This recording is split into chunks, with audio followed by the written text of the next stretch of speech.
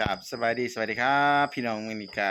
ยินดีเข้าสู่2นัดบ่าวอุดมไสตามเคยซึ่งเขาสิเคยพี่น้องเนาะสำหรับนัดอุดมไสก็ถือว่าอยู่ทางภาคเหนือเนาะของประเทศลาวอยู่ทางแขวงอุดมไสเมืองหุนเนาะแขวงอุดมไสเนาะก็ถือว่าอยู่เหนือสุดเนาะทางเดี๋ยวนี้นัดบ่าวอุดมไสก็เคยติดตามข่าวมาโดยมาตลอดพี่น้องนับตั้งแต่อ่าวันแรกเนาะจนฮอดอ่า มื้อนี้เนาะวันที่30เนาะก็นำบ่าวน้ำใสก็ถือว่าติดตามเป็นกำลังใจให้กับพี่น้องเฮาที่ติดค้างอยู่ในถ้ำเด้อพี่น้องเนาะจังซั่นก็ขอให้สลอดปลอดภัยออกจากถ้ำขอให้อ่าสุขภาพร่างกายแข็งแรงคือเก่าเนาะแล้วก็พิเศษก็ขอขอบคุณเนาะขอขอบใจสำหรับนักประดาน้ำมาตั้งแต่อ่า ประเทศไทยมาแต่ประเทศไทยเนาะอ่าว่าเป็นเพื่อนบ้านเนาะ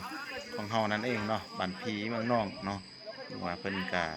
ได้มาช่วยเหลือแต่มือทำอิฐแล้วก็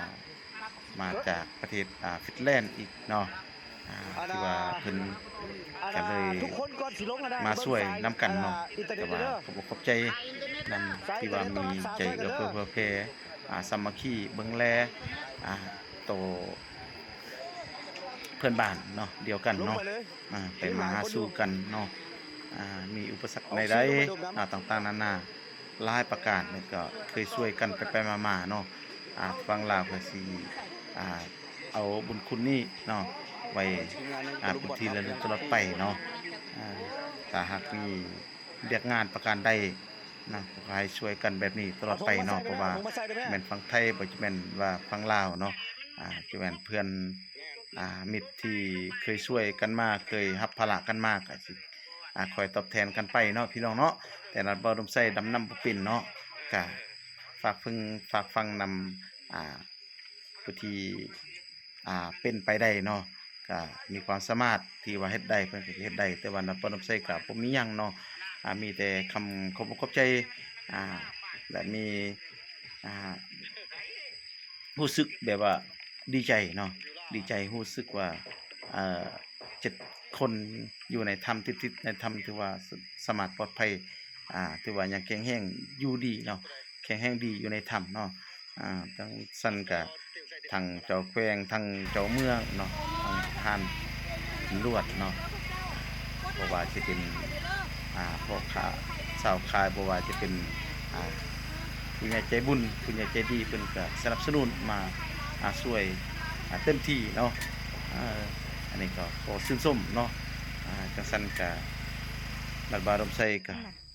พาพี่น้องเฮาไปติดตามชมความดีใจจากภาพขออนุญาตเนาะเอาภาพจากพี่น้องที่ติดเกาะ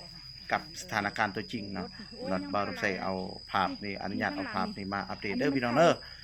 จังซั่นก็เฮามาติดตามพร้อมกันแบบนี้แล้วเนาะพี่น้องเนาะตามครั้งถึงนี้รัฐบาลร่มไทรก็ถือว่าดีใจที่สุดเนาะที่ได้มีข่าวดีมาเนาะก่อนที่เกิดรัฐบาลร่มไทรก็กังวลใจสุดว่าคิดว่าสิบ่ได้พบมีชีวิตรอดได้เนาะแต่ว่าได้มีปาฏิหาริย์มีจริงเนาะขอให้สลอดปลอดภัยไว้มีปลอดภัยอีกเดียวรัฐบาลร่มไทรก็ต้องขอบใจกับน้องคนหนึ่งสองคนเนาะที่เคยข่าวๆเพิ่นว่าผมมีหน้าที่รับผิดชอบที่ว่าเพิ่นก็ถือว่าช่วยเต็มที่อันนี้ก็สุดความสามารถของเพิ่นแต่อันนี้ก็ชื่นชมเนาะอันนี้แหละเนาะมีใจอยากช่วยมีใจอยากสู้ชนเนาะอันนี้แม้ว่าสิบ่รับหน้าที่หยังก็แล้วแต่เนาะขอให้ชื่นชมและจิตตั้งใจที่ว่าเฮ็ดได้เนาะอันนี้สิ่งที่ว่าสิ่งที่กล้าหาญสมเสยเนาะขอให้สลอดปลอดภัยมีน้ำจิตน้ำใจเพื่อแผ่ช่วยเหลือกันตลอดไปแบบนี้เด้อพี่น้องเด้อเนาะสั่นบ่ได้ก็ให้พี่น้องติดตามชมไปตามคลิปทางเทิงนี้เนาะพี่น้องเนาะ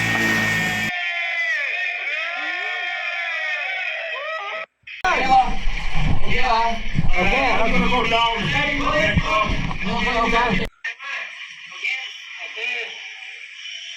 ากี่คนพี่โกมากี่คนพี่โกมากี่คนคนเดียว Yeah, that was good. I felt like an otter. We're just so cool. Role playing outside today. บ้านเพิ่นเขาเป็นโบราณเป็นพวงปลาพ่วงเป็นยำทั้งไทยทั้งพี่น้องครับผมขอให้อยู่ดีๆนะครับทุกคนนาทีในศาสนาไทยนี้ครับผมครับฮะนี่ไม่พอดีนะนั่งผมไปยังนั่งรถเดินได้งานรถแถมผมขออนุญาตรายงานหนังสือได้ครับเอาล่ะพี่น้องเนาะก็ถือว่าภูมิอกภูมิใจนำเนาะที่ว่าทางคันนำเพิ่นก็ได้ได้ร่วมนำเนาะทางเจ้าแขวงไสสมบูรณ์ของเฮาก็ถือว่าสมควรเนาะถือว่าลุยฮอดที่ฮอดบอลเนาะสมเชยเนาะขอสมเชยนำเด้อพี่น้องเนาะสมเชยเดี๋ยวดีใจนำเนาะถือว่าอ่าผู้ที่ประสบภัยเนาะถือว่ารอดชีวิตทั้ง7คนเนาะสุดท้ายเพิ่นก็ได้อ่าทางเจ้าแขวงเพิ่นก็ถือว่ามีการโอบกอดที่อบอุ่นเนาะเพื่อให้มีความสัมพันธ์ต่อกันตลอดไปเนาะมีหยังอุปสรรคหยังที่ให้อ่าเบิ่งแลช่วยเหลือซึ่งกันและกันเนาะอันนี้ก็ชมเชยเนาะชมเชยเนาะสำหรับบ่าวดำไสถือว่าดีอกดีใจนำเนาะถึงแม้ว่าบ่าวดำไสที่บ่มีหยังซัปพอร์ตบ่มีหยังที่จะให้แต่ว่าบ่าวดำไสก็เต็มที่เต็มใจแบบส่งกำลังใจแรงใจให้กับพี่น้องเนาะถือว่าบ่ว่าสิเป็นแม่ครัวบ่ว่าสิเป็นอ่านักประดาน้ำบ่ว่าสิเป็นองค์การทุกองค์การจัดตั้งที่มาในรับภารกิจตัวนี้เนาะก็ถือว่าบ่าวดำไสก็ถือว่าขอบอกขอบใจนำขอบอกขอบใจนำทางที่งานเนาะที่กู้ภัยทุกหน่วยงานบ่ว่าจะแม่นหน่วยงานจากมาแต่ประเทศใดก็แล้วแต่เนาะเพิ่นก็มาด้วยความ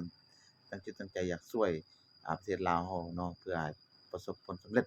เนาะถือว่าสุดท้ายเพิ่นก็ได้สำเร็จผลสำเร็จเป็นที่เรียบร้อยแล้วเนาะเพิ่นก็ได้ดูดนำเป็นว่าแห้งหมดแล้วเนาะเพิ่นก็เข้าไปเอาได้7ชีวิตออกมาจนสำเร็จปลอดภัยเนาะอันนี้ก็สมเชยนำเด้อพี่น้องเนาะอ่าก่อนอื่นก็ต้องขอขอบคุณเนาะผู้ใหญ่ใจดีสิเป็นบ่าววินวิลเลียมเนาะสิเป็นเจ๊น้อมก็สิเป็นอ่าสาวคนไทยเนาะที่เพิ่นอ่า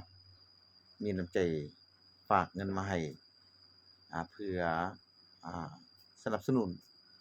ให้ประสบผลสำเร็จนั่นก็ถือว่าสมเชยเด้อพี่น้องเนาะแต่ว่าอ่าอันนี้ก็เป็นการดี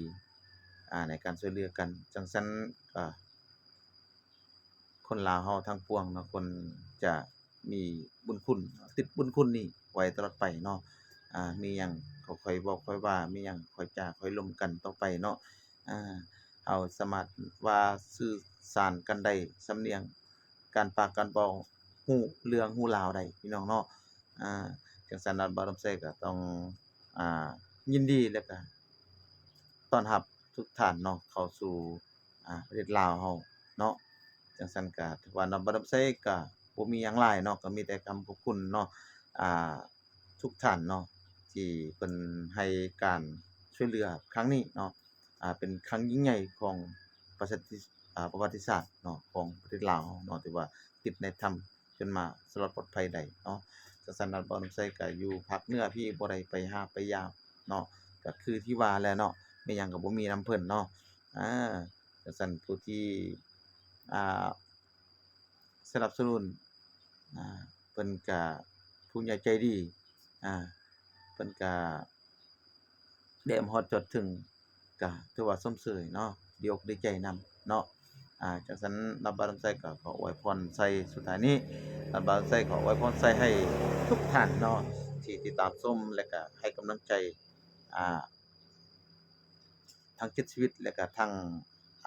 หน่วยงานกู้ภัยและก็องค์การจัดตั้งทุก